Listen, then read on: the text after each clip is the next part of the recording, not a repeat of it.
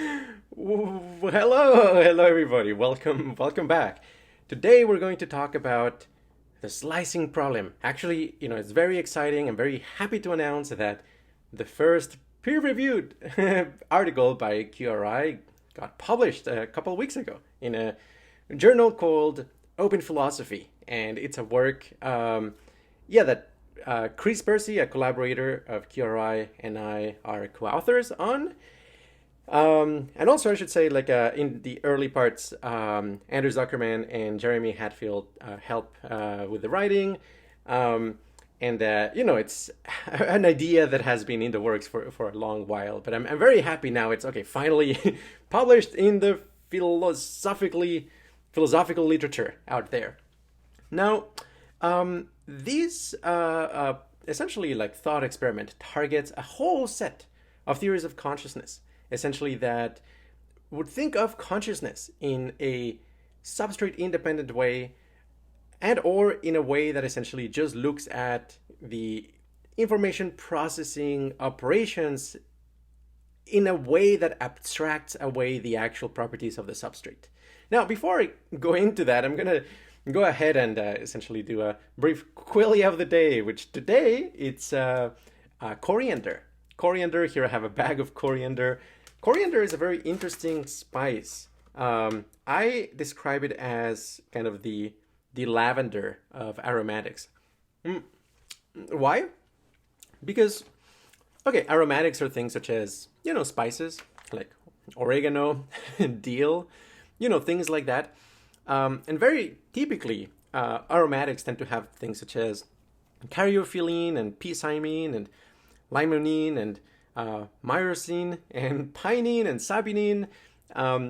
There's a cluster of aroma chemicals. When somebody says they like an aromatic fougere, aromatic here doesn't mean just that it smells like something.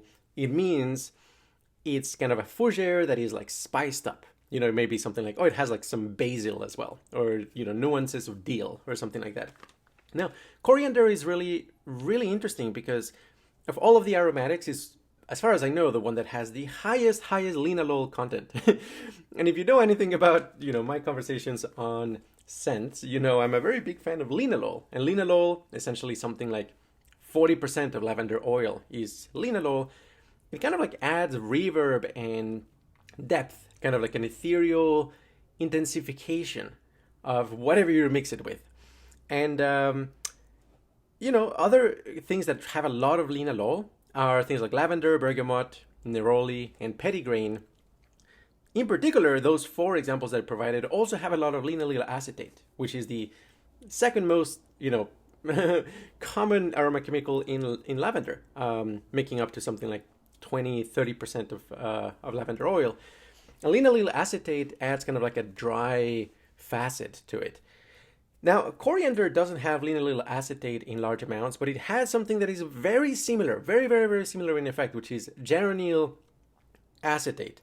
Almost indistinguishable, I think, for a lot of people. Geranyl acetate might be a little bit more sour, but a typical coriander oil would be something like, 60% linalool, 15% geranyl acetate, so, strong, kind of like a lavender core. And then just a long tail of classic aromatic molecules, caryophyllene, maybe 3%, camphor, 3%, p-cymene, 2% or something like that.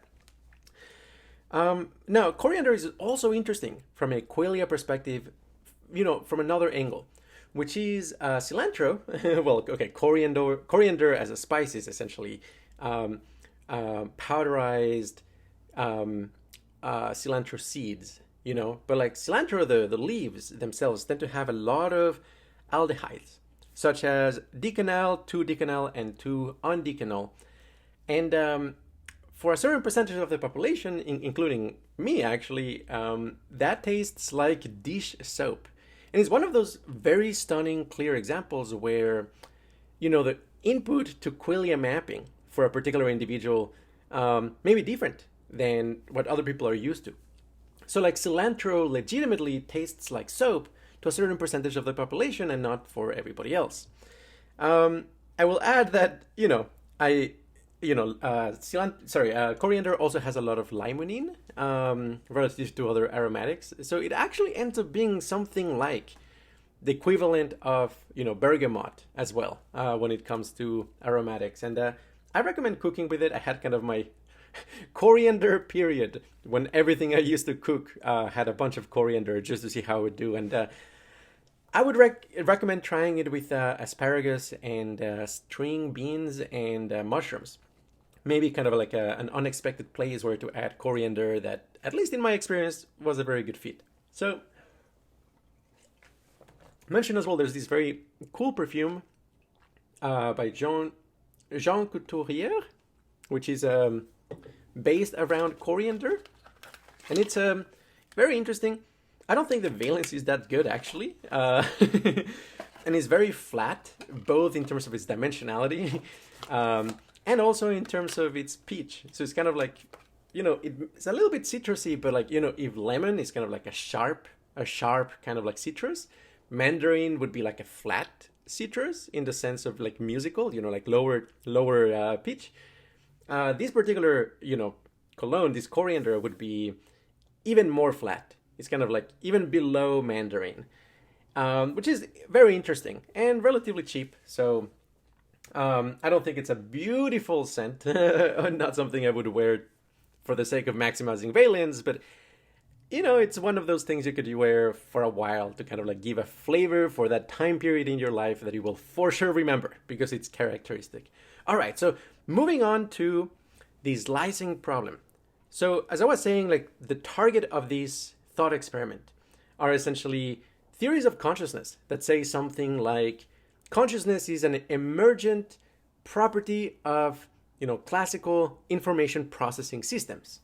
In particular, anybody who says, if you program a classical digital computer in the right way, you will be able to have it have consciousness as an emergent effect. So the slicing problem targets that kind of view, but it also targets kind of like other theories such as like integrated information theory. Essentially, like also any theory that uses notions of classic causality or functionalism. So, the slicing problem really targets a huge number of theories, and in fact, the vast majority of theories that are currently being considered seriously in academia. For example, like a recurrent theory, like if you think that consciousness is something that emerges out of like some kind of like recurrent connections in neural networks.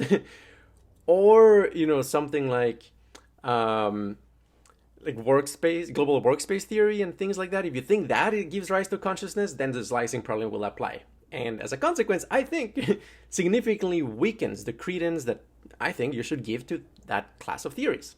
Okay, so what is the slicing problem? I'm actually going to start a little bit with how I came to it. So I remember in a class called SimSys 100, Symbolic Systems 100, which is an introductory class to cognitive science at Stanford. I took it as a freshman. I was, already very determined to understand consciousness and study it. So like, right off the bat, I kind of like took courses relevant to that. It's a class that I actually ended up TAing, 4 years afterwards during my master's.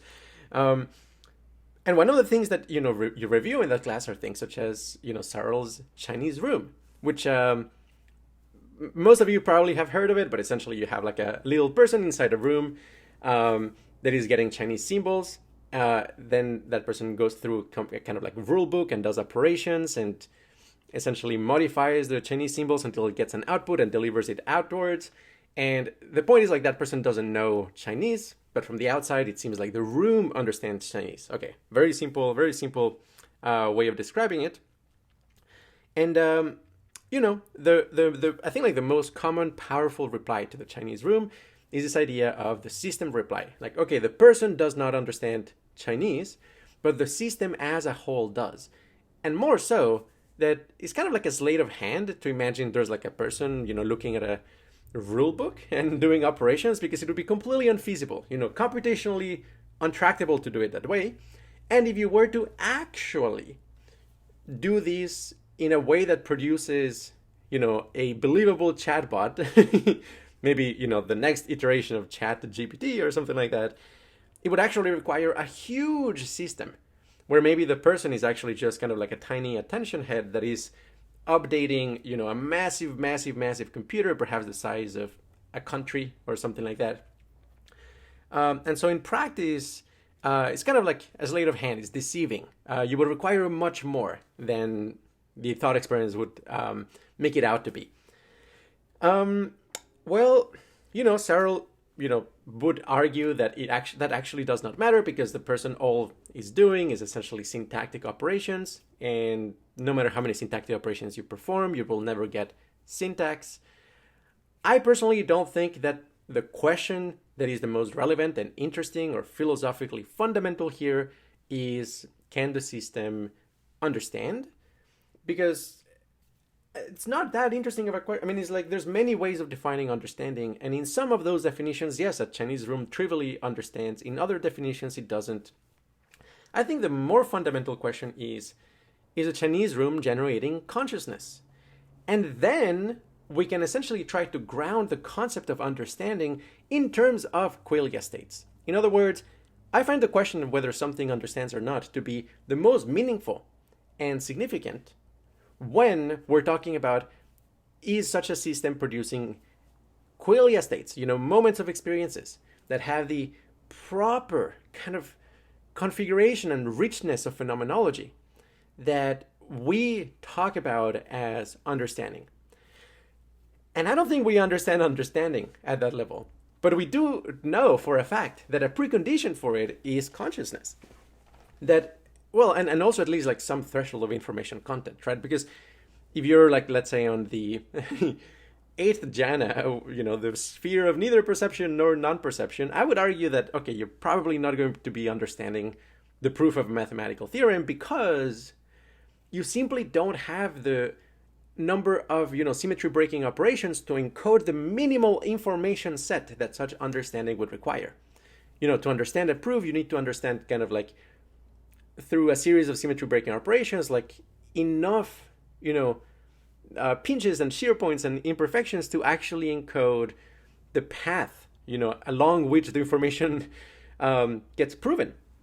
And so, for understanding, I think we require both consciousness and also a threshold of information content.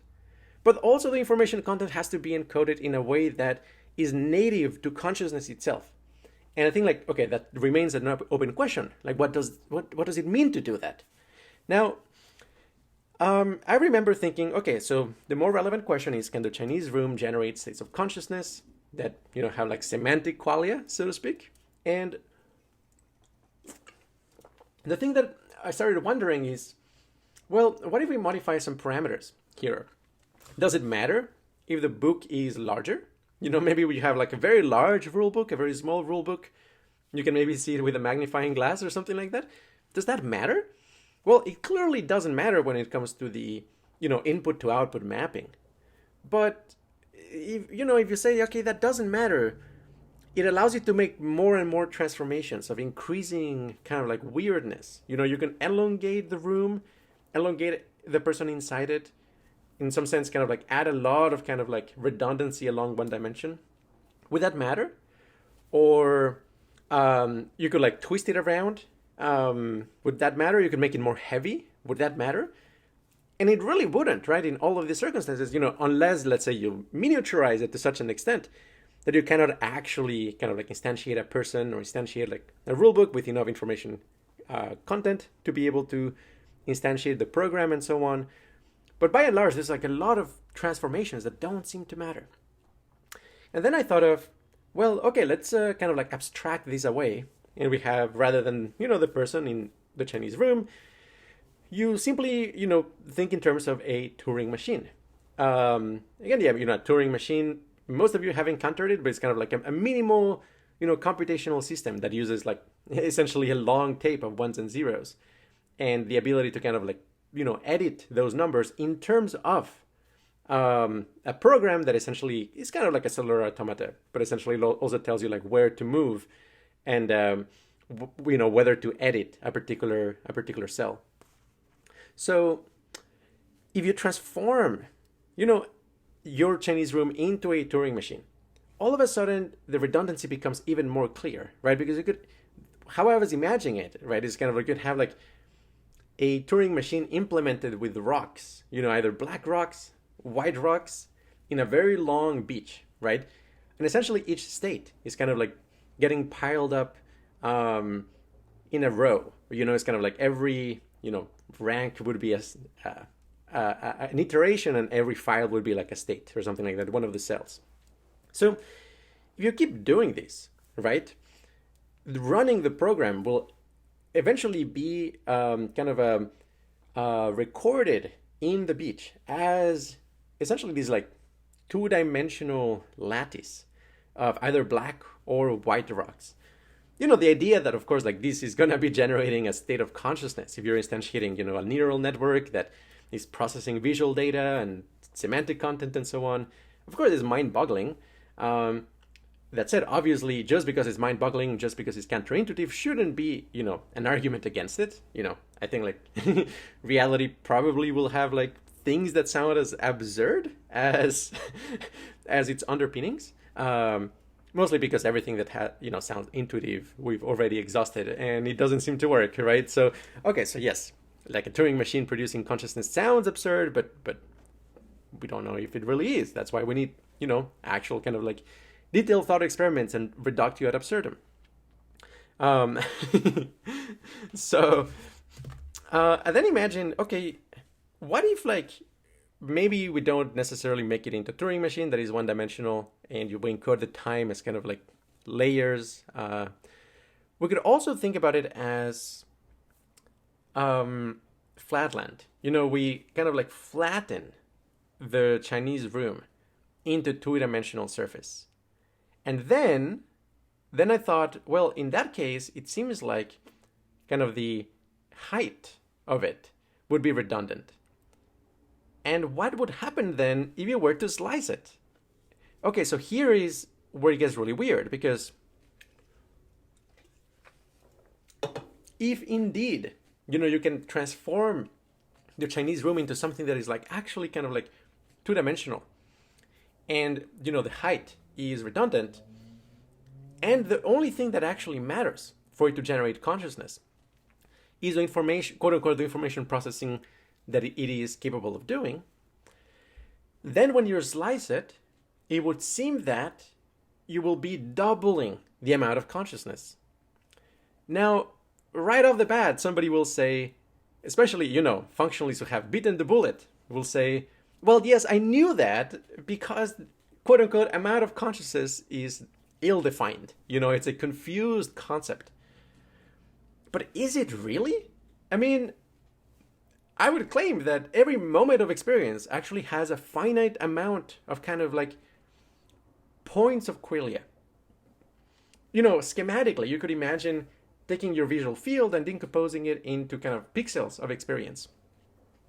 It's not exactly like that, because actually the geometry is variable. It's not actually just like a lattice. It's not like made of voxels, because again, like very strange things, like you can take DMT and then the geometry changes to something hyperbolic. The geometry, I think it's actually emergent out of, binding connections, and you can have very strange geometries. You can have higher dimensions implemented, but you can kind of like segment your experience into tiny specks and then count how many of them there are and weight them by their intensity.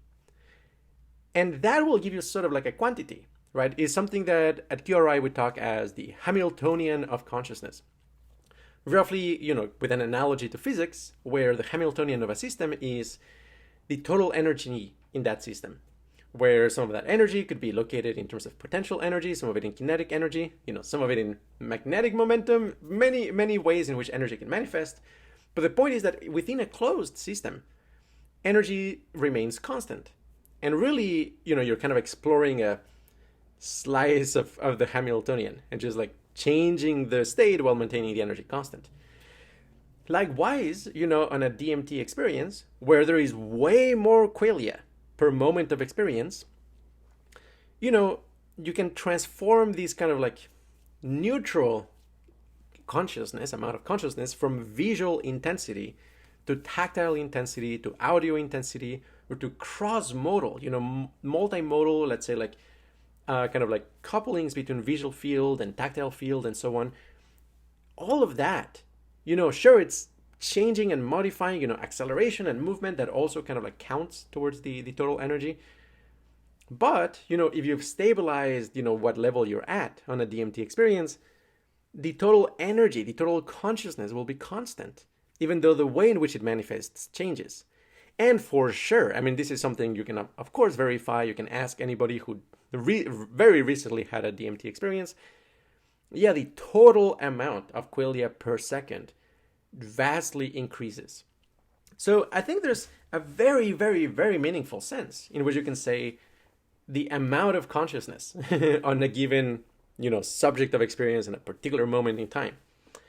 And yes, if you transform the Chinese room, which presumably, according to functionalist theories, would be conscious, into a two-dimensional world, and then you slice it, within those premises, you just doubled the amount of consciousness. So what's up with that? Okay, so that's where I left it. And, that was like many years ago, like probably over 10 years ago. More recently, in 2021, we were thinking about, okay, what are some papers that we could write as QRI to start publishing in academia. And, actually we have a backlog because there's, our solution to the binding problem, symmetry theory of aliens, neural annealing, nonlinear wave computing, the logarithmic scales of pleasure and pain. There's a bunch of things that actually we intend to, actually publish in academia, publish in philosophy or psychology journals. But okay, let's start with something relatively simple, something relatively tractable that I think will give us a sense of the difficulty of getting these things published. And so, I actually wrote several drafts for several possible papers with the help of Jeremy Hadfield and Andrew Zuckerman. We narrowed it down to a couple and then made a draft for those. And the one we selected for working together on was the slicing problem. And yeah, collaborating with them, and then mostly with Andrew Zuckerman, and then essentially I started collaborating with Chris Percy. We did a very, very significant edit to the write-up. And so the final two co-authors were me and Chris Percy, even though we of course acknowledge Jeremy and Andrew on the acknowledgement section. So the thing that we kind of like made these much more rigorous and capable of actually getting published is that, well, here's a problem. If you just say, as part of like the thought experiment, that you take, an information processing system that generates consciousness and you make it two-dimensional, there's something that is kind of like tricky and unclear if it is even possible. And that is that it's not clear if, actually you can kind of like reroute around the information in a two-dimensional space. Like you've probably seen those, like that puzzle of like, there are, 3 utilities and 3 houses, and you have to connect every house to every utility without like crossing them. Well, in 2 dimensions, that is not possible, right? As an aside, I once posed that problem to my elementary school teacher, and I think he spent something like 5 hours trying to solve it, and it was totally just trolling him because, yeah, there's no solution to it. And you can prove that there is no solution to it with Euler's equation, I think. The point is, it's unclear, if you can actually do all of the necessary operations for kind of like an arbitrarily large Turing machine completely embedded in 2 dimensions. At least we didn't know, right? So like that was kind of like a limiting factor on actually kind of like publishing these. But then we thought of, what if we instead just make the transistors, or let's say the logic gates, 2-dimensional, and we connect them along the 3rd dimension. And so you can like, you can stack them. You can make very complicated circuits taking advantage of 3 dimensions, but in such a way that like the cables, that connect them could be sliced as well, in addition to the logic gates. Well, and then to kind of like make it very beautifully explicit and clear, we decided to make these wider, logic gates and kind of like water tubes. And we found a very, very simple implementation of a couple logic gates online, which we credited the person who discovered it. And you can see the visualizations on the paper. Very, very simple. Essentially is a kind of like the system where if two streams of water come at the same time, they collide and they will go through an AND tube. And if there's only one, only one stream of water, it doesn't collide and then it reroutes around. It could go in either direction. It could be from here reroutes around and ends on a different tube, which is essentially a XOR, an exclusive OR. And with those two, essentially you can create a NAND gate. And as a consequence, you can make arbitrary, logic gates. You can make arbitrary computations at that point, binary computations at that point. There's a couple, I thought, like rather insignificant kind of like details here, such as, well, with the AND gate, you like double the amount of water. But that is like, you can easily deal with it by essentially dividing the water in half already. And you can have a clock and a source of water. And essentially you can, patch the little kind of like, kind of like little puzzling things in order to actually make this probably not a realistic system in terms of like actually implementing it, but something that is like theoretically perfectly viable and consistent with everything that we know. And okay, so like we patch those little kinks and voila, we have a water-based, sliceable, two-dimensional computer that can represent any, Turing machine, and for that matter, like essentially implement any information processing system that could be implemented with a digital computer. And actually, it's a very broad class of computational systems that this can tackle. Okay, so let's get into the argument here. What is going on here? So,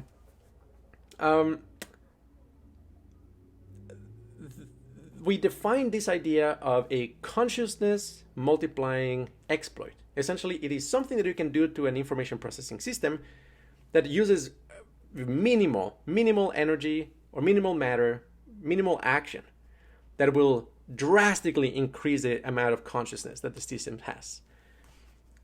And we think that it's very reasonable, to expect that whatever actually implements consciousness will not have consciousness multiplying exploits. And there's many reasons to expect this, but essentially, it sounds kind of extremely unlikely, a priori, that you can do something like slice the computer and then slice it again and slice it again and slice it again, slice it 1,000,000 times.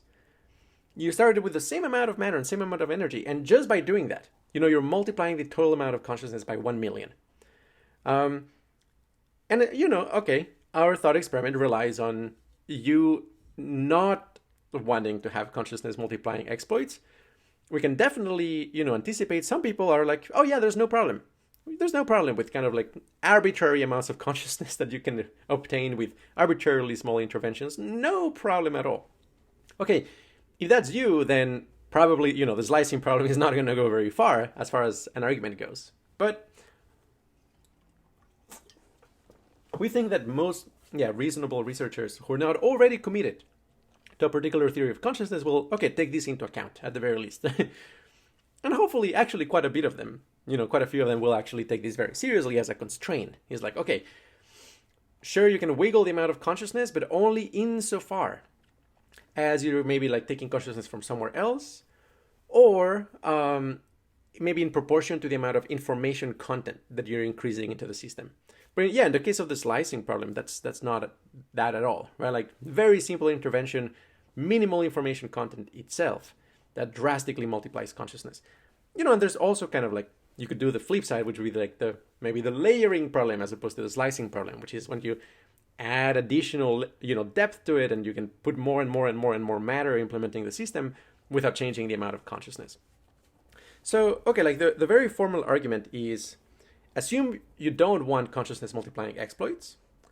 Oh, and also you want kind of like the second condition. Most people don't realize, this is kind of a problem, but hopefully will be clear why it is so strange and absurd and undesirable, which is kind of like undefined variables or undefined ownership of qualia. So more so, there are like two subtypes here. First, you can have what's called the type interpretation or the token interpretation.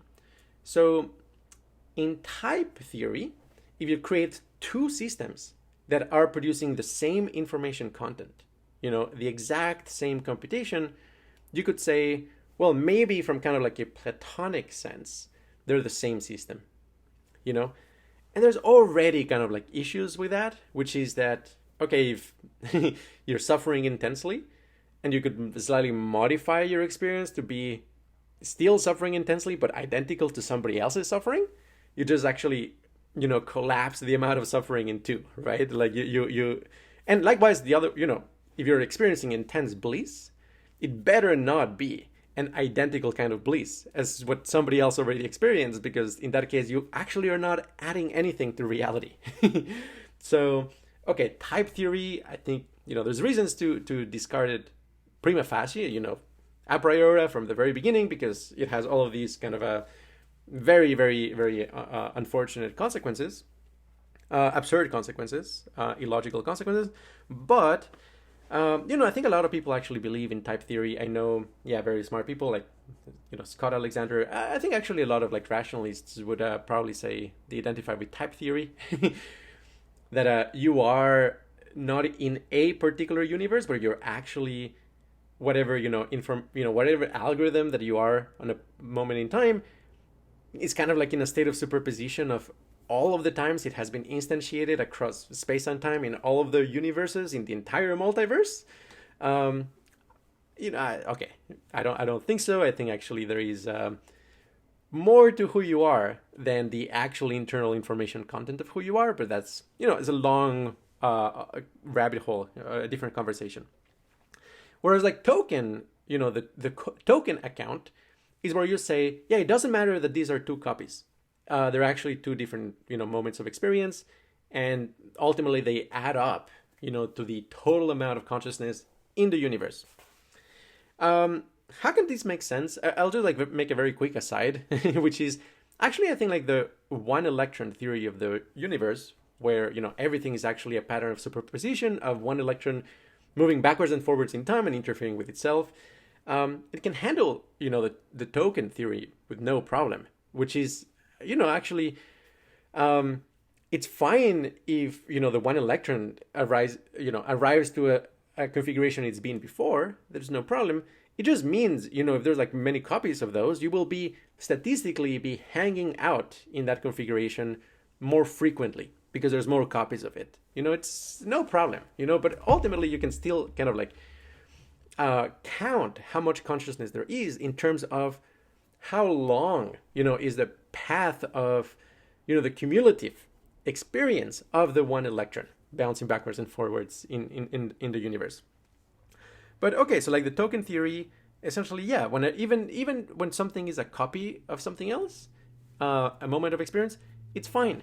It's still more consciousness. Okay, so we claim that the slicing problem, rules out something like functionalism, rules out these, computational theories of consciousness, independently of whether you take the token or the type interpretation. Okay, so this is the, argument tree. Let's say that you take the token interpretation. Well, the moment you sliced it, you finish slicing it, right? You created double amount of consciousness. Okay? So that's kind of like a discontinuity. Discontinuity in nature, all of a sudden, bam, you just double the amount of consciousness. And that's a consciousness multiplying exploit. And we want to avoid that. How do we avoid that? Well, somebody could say, actually, the amount of consciousness is increasing smoothly from the moment you start slicing it, right? There's like a moment where like the cut, has covered like 1% of the computer. Then like the cut has covered 2% and so on. And so like the amount of consciousness maybe is increasing smoothly across that cut. But here's a big problem, which is that, okay, let's say that the cut already, went through the visual system or something like that. You have doubled the amount of visual qualia but it hasn't doubled the amount of, let's say, tactile qualia. Who does that extra visual qualia belong to? Right? So if you have like this notion of transitivity of consciousness, transitivity of binding, which I think is a very important constraint on any coherent theory of consciousness, well, these visual qualia must belong to some experience. Like, what are you going to say? Are you going to say that the visual qualia is just kind of hanging in there? And like it has the rest of the experience being kind of epiphenomenal? And actually, which of the two sides would be the one that is disconnected from the other?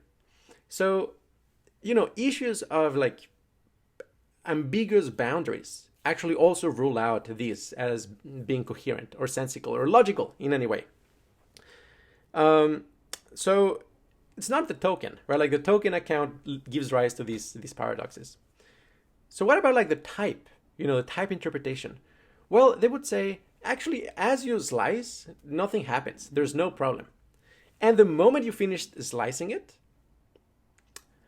you still haven't done anything because both sides are actually still identically the same system, right? You haven't actually produced any new consciousness.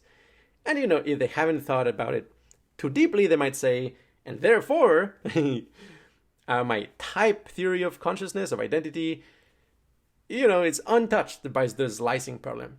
But I would say, no. You just need to think about it deeply, more deeply. So, okay, sure, you finish slicing it, you didn't double consciousness. So, okay, you don't have a consciousness multiplying exploit yet. But now how these two, slices evolve in slightly different ways. Okay, so now you have this problem where either you get a completely new consciousness the moment there's any amount of divergence. And that would be, a consciousness multiplying exploit right there. It's like, it's not only about slicing, it's like slicing and, infinitesimally changing one side. And then doubles the amount of consciousness. Alternatively, if you don't like that, then again, you can try to go through kind of like a smooth transformation, a smooth increase. But then you have the same problem, which is boundary ambiguity. So let's say you evolve the visual field of one of these slices. That difference, that delta in visual qualia, who does it belong to? And what is it attached to? Did you just create like one cycon, one tiny speck of consciousness because of that delta? Where is it? Does it belong to this experience or to this experience? Well, actually, it would be undefined, right? Because if it belongs to this experience, then all of a sudden, yes, you actually double the amount of consciousness and you're back again to the consciousness multiplying exploit. And, if it doesn't belong to it, then binding is actually not transitive, right? So in either circumstance, you get, again, a consciousness multiplying exploit or, incoherent boundaries, and again, and I guess like this concludes the argument, right? Like either way, take the type or token and you either get boundary issues, not of the, personality sense, but boundary issues in the sense of the boundary problem, or consciousness multiplying exploits. And again, to the extent that you don't want them, then that's a very big problem for the theory. Okay, so what can we do about this? I would claim that QRI's theory of consciousness, or at least like the explanatory space, that we inhabit, doesn't have any problem when it comes to slicing. And I can explain why. So the very first intuition pump here is that there can be redundant dimensions to consciousness that are epiphenomenal insofar as their input-output mapping is concerned, but that do modify the quality of experience in a way that if there were additional components to your experience, you would be able to make non-epiphenomenal. So here one example is, okay, yes, assume that, a quasi two-dimensional system made of fields of physics could actually be, conscious in create bound experiences, and that it could be sliced. And it could be sliced actually in a way that preserves the input to output mapping. Would that double the amount of consciousness? No. Actually, the sort of thing that we would expect to happen in that situation would be that you now have two experiences that, yes, they're actually independent experiences, but each of them has half as much qualia. You know, the Hamiltonian of consciousness actually dropped to half in both cases. How would these manifest? There's many ways these could manifest. Like, A, it could be that the experience now is half as intense as before. But again, maybe that doesn't matter, because what matters is the gradients of intensity and not the absolute intensity. Could also be that the experience is half as bright, or perhaps like less trivial, it could make the experience literally smaller, in that, you know, the number of just noticeable differences on the spatial domain now are half. And these could actually be locally epiphenomenal, in the sense that there's like a lot of information processing tasks for which brightness may not matter. You know, you may need only like a threshold amount of brightness, and then above that is just the cherry on top of the cake. The intensity of consciousness doesn't matter. Or again, yeah, the size of the experience could not matter for a lot of computation. It doesn't mean that it will always be that case, right? But then it's kind of like tackling the premise of the problem, right? Like at that point, actually, the two dimensions were not enough, right? So the kind of like alternative is, hey, you actually cannot, you know, make the experience sliceable because there's like some irreducibility constraint. Like the experience actually has to be three-dimensional. And actually, I think like that will be the case for a lot of computations where, well, essentially, because the topology of the fields actually matters, there are like topological computing that simply cannot be sliced, because its very configuration relies on, you know, an irreducible use of the dimensionality of the space. And so, again, like in both circumstances is totally fine. No problem. You know, either you slice it and the dimension along which you sliced it was epiphenomenal. Doesn't mean, again, that it is universally epiphenomenal. It will always be epiphenomenal. Or you cannot slice it, because there's no way to essentially kind of like turn it into a two-dimensional system. And so, yeah, there's really no problem. Now, this feels unsatisfying in the end, right? Because, well, like, what do you mean, right? That like a bound system like that could not be sliced?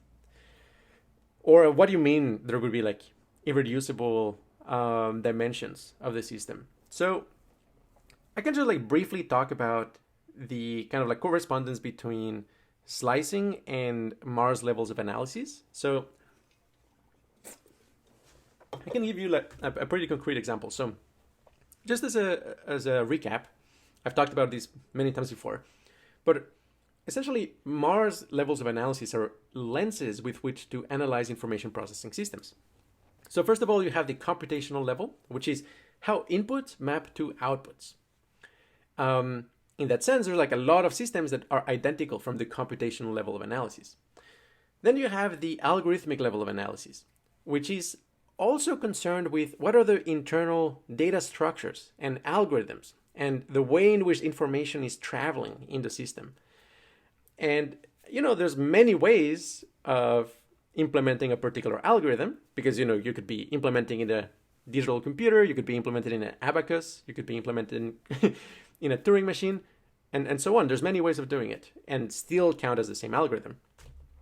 And then the third layer of analysis is the implementation level, which is how is it that at the actual physical level, the algorithm is being implemented? Are we doing it with, you know, metal? Are we doing it with electrons? Are we doing it with the turtles? I mean, like it ultimately, there's many ways of doing it. Now, in the traditional classic formulation of Mars levels of analysis, usually the emphasis is that it's kind of like a funnel of constraints, that like there's many ways, there's many algorithms that generate the same computational system, and then there's many implementations that generate the same algorithms. And so if you have that way of thinking, then functionalism makes a lot of sense. Why? Because if you have two systems that are algorithmically equivalent, okay, but implemented differently, it is, and I recognize it, absurd to think that one of them is conscious and the other isn't, because that entails a kind of like really, really global epiphenomenalism. And that is a very, very valid point that actually convinces most, what I think, like very bright and well-educated philosophers and researchers and AI theorists and practical AI people to conclude that, yes, of course, you could implement consciousness in a digital computer.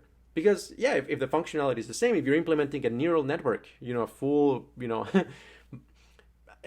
functionally equivalent system to a biological neural network in a classical computer, why would that not be conscious if from the point of view of function is indistinguishable? However,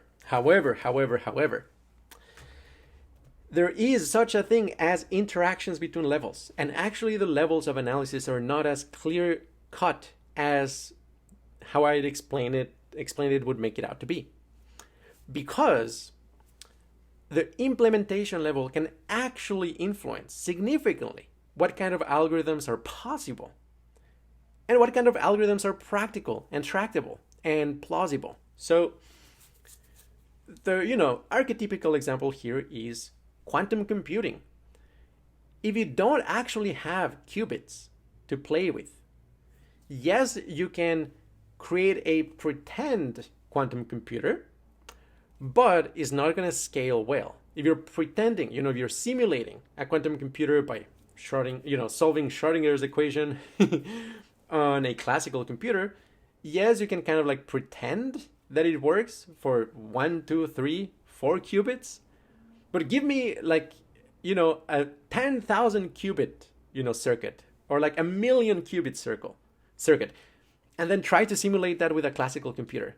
Well, I'm sorry, but like all of a sudden that is actually untractable. So at that point, you're actually relying on the true underlying physical properties of the physical substrate for implementing particular algorithms. And so I would claim that a lot of the paradoxes and problems that arise in philosophy of mind actually get clarified once you understand that consciousness is something like that. That it is a substrate that enables and facilitates certain information processing algorithms, some manipulations of data structures that actually constrain things at the algorithmic and computational level. And you don't need to go as deep as quantum mechanics for this. You can actually just talk about the electromagnetic field. That said, I'm a monist, dual aspect monist, panpsychist. I think like the universe is a gigantic field of consciousness, in that the fields of physics are actually fields of qualia. That in a sense, like physics is the study of qualia from the outside, whereas your experience is the study of qualia from the inside. And the boundness of experiences has non-trivial computational properties. And that actually is what makes it so difficult to slice. Because you cannot simply kind of like take that boundedness and flatten it out. Because the three-dimensionality of it actually enables some physical, instantiation of data structures, such as like interference of waves, as a very, very simple example, that are essentially untractable to flatten out. And so we come to, the importance of recognizing holistic computing. So, essentially this brings me to the topological solution to the binding/boundary problem. So we think at QRI that is quite plausible that the thing that makes an experience actually contain a set amount of qualia, every moment of experience actually contain a set amount of qualia, is that there is an objective physical boundary around it. And we think like a very strong candidate is topological boundaries. So the metaphor is like, yes, if the surface of the balloon is the field of consciousness, You twist it from both ends, and there's a precise moment where it actually collapses and you get a pinch point. And that would be talked about as, bifurcation, a topological bifurcation in mathematics, or the cohomology of the electromagnetic field. This actually is like very common, and you're required to model it if you want to understand the evolution of the electromagnetic field. I recently learned about like a non-trivial topology called Scarmian bundles, and yeah, I mean essentially those matter for like understanding the evolution of a physical system, having these like non-trivial topologies. But then on top of that, they have this very interesting property, that is that when you have a topological pocket, you can have actually what would be described as holistic behavior, which is that everything inside that pocket can behave as a unit. And a very simple way of explaining this is in terms of resonant modes.